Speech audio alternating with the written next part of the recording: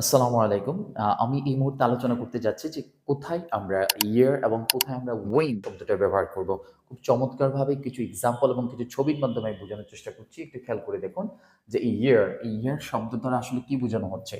একদম নিজের মতো করে বড় করে নিঃশ্বাস নিচ্ছে। আর ওয়েন কথাটা দেখুন, ঝড় তুফানে গাছপালা একদম ভেঙে যাওয়ার মতো অবস্থা। তার মানে ২ টার অর্থই হচ্ছে বাতাস। এর অর্থ বাতাস, ওয়েন শব্দটার অর্থ বাতাস।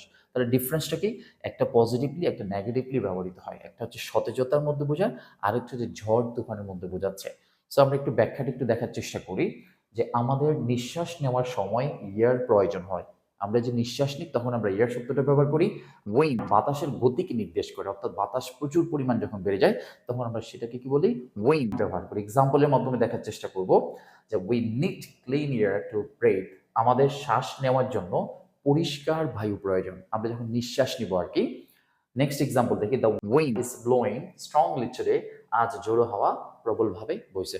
সো আমরা এই ভিডিওর মাধ্যমে শিখলাম যে কোথায় ইয়ার ব্যবহার করব আর কোথায় ওয়েন ব্যবহার করব। আর এটা ডিফারেন্সটা কি? সো এই ধরনের ভিডিওগুলো দেখতে থাকলে আপনারা আশা করি ছোট, ছোট অনেকগুলো বিষয় আপনারা জানতে পারবেন। আপনারা সবাইকে আমার মঈন একাডেমির পক্ষ থেকে অনেক, অনেক শুভেচ্ছা। আমাদের ফেসবুক পেজ এবং ইউটিউব চ্যানেলের সাথে সবসময় লেগে থাকবেন নতুন করে ভিডিও পেতে। আসসালামু আলাইকুম।